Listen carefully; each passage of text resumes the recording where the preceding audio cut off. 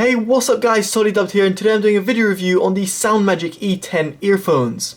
After reading and hearing a lot about the hype about the E10s around the web, I was very much interested to see how they would compare with the certain earphones that I have.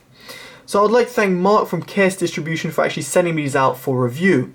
They can be found on Amazon UK for £35 and Amazon USA for $35. Links will be in the description below in case you're interested in buying them. Yes, unfortunately there is a difference between the UK and US prices, but that is often the case with most electronics nowadays. I'd also like to say that in case you're interested in reading the review, I'd highly suggest checking my website where you'll find a full detailed written review with pictures of the E10s. So without further ado, let's get into the video review. So what you get in the box? Well, it's very simple. In this little box over here, you get a case, a hard case, which is quite nice. It has two storage compartments for your ear tips or any other tools that you want to put inside, and of course they fit in the earphones as well. I like the hard carrying case. I would have liked the soft carrying case as well, but this is a nice little addition to have, especially at its price point. And then you get a selection of tips. You've got dual flang tips, and you've got a shirt clip. Alongside you've got normal silicone tips, which are medium, small and large. Then you've got the earphones themselves. So the earphones themselves are terminated by a straight 3.5mm jack, which is gold plated. It's a shame not to see a right angled gold plated jack, but again at its price point I can't really complain all that much. The reason I'm mentioning it is because this surface is a little bit slippery, and therefore if you tug from the wire a lot, the connection will get loose here, and then over time you won't have an earphone anymore. So just bear in mind that if you're going to be unplugging this all the time, make sure you unplug it from the jack itself rather than the wire. Now the wire itself is quite interesting, braided type of material. However, as you can see, it does get sometimes a bit tangled. And on top of that, the little cable kinch over here, it doesn't really work. Well, it does work, but it's extremely slow to go. Unlike other cable kinches which just really move across very easily, this one is a little bit harder to use.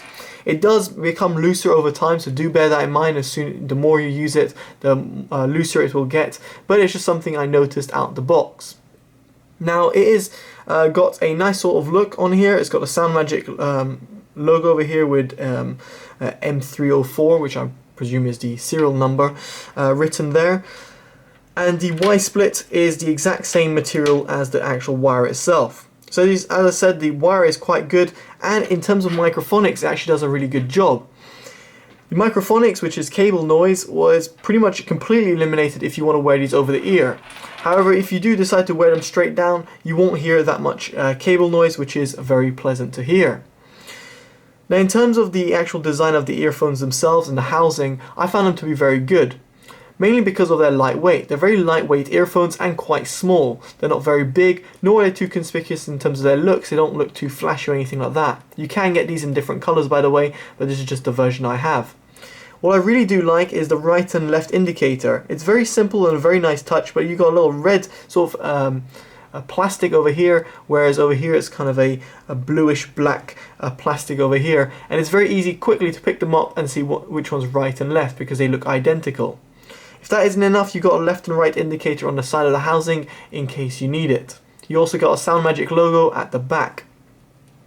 So the earphones themselves look good, and their isolation is actually quite good as well. They're about, I would say, average with the in-ear phones that I've reviewed.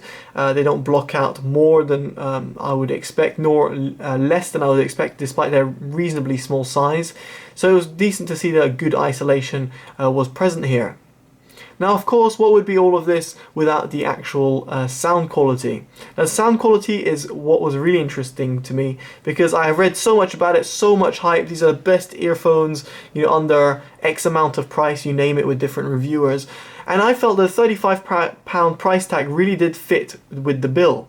The reason I say this is because I have the Fisher Audio Consonants and also have reviewed the Sony MDR EX510s. Now those two earphones are actually quite hard to come by. They're actually very hard to buy right now, especially at the given prices at £50 and £60.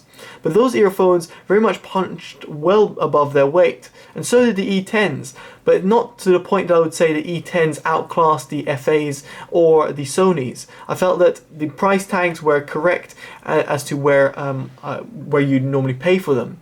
So therefore I felt the E10s really did match the £35 price tag. However, I can see where people are saying, oh, you could spend up to £50, £60 and still be impressed with the sound, simply because of the earphones that I did mention just before could also be considered as £100 or £120 earphones themselves. So in terms of the sound quality, the mids were unfortunately the weakest point.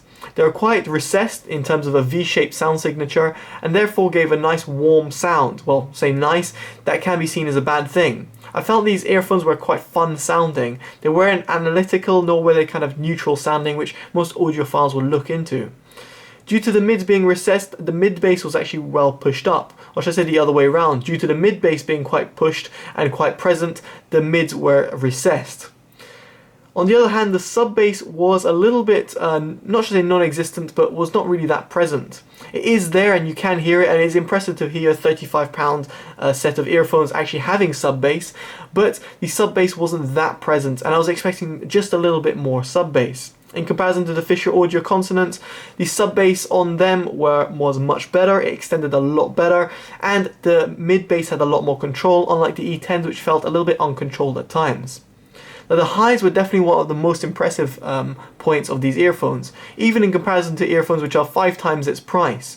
I felt that these E10s really did well in the highs. The highs had a good sparkle, they had a good extension, despite being a little bit rolled off, but more to the point is that they didn't have that really annoying, piercingly high sound, which can be very annoying to listen to for long periods of time or at louder volumes, which is often the case for cheaper earphones, which are boosted highs, boosted lows. Therefore, they sound kind of good like Beats by Dre earphones, but in reality are completely flawed in terms of their sound. The E10s, on the other hand, didn't have that sort of boosted sound. It's just almost like they were designed to have good highs and decent mid-bass slam, and therefore having toned down mids. So overall, I was quite impressed with its highs. Its soundstage wasn't as impressive, but to be honest, at £35, I can't really complain that much.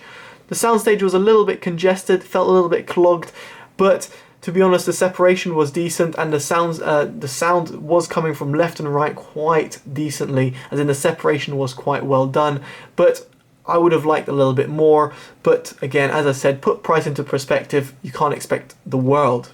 So overall, the E10s were actually really good earphones. I do definitely recommend them. I did give them a 10 out of 10 rating and a 10 out of 10 value, which I rarely do, to be honest. I've done that maybe for 5 or 6 different earphones or so, probably even less than that, just because it's very hard to find earphones that are extremely good value for money, and on top of that perform very well for their given price. So the E10s definitely do perform very well.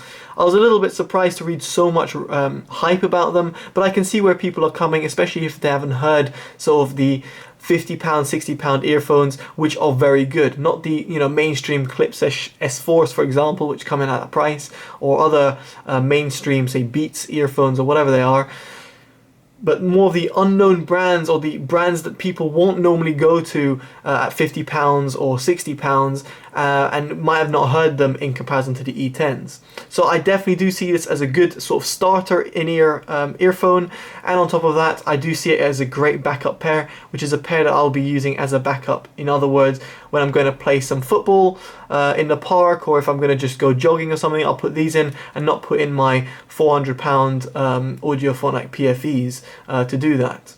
Anyway guys, hope you've enjoyed this review. If you have, make sure you give it a like, comment and subscribe, as it always helps. Again, make sure you check out the links in the description below for Amazon in case you're interested in buying, and definitely do check out my website for the full written review. And again, thanks to Mark for sending me this out for review. Take care guys, Totally Dubbed out. Bye bye.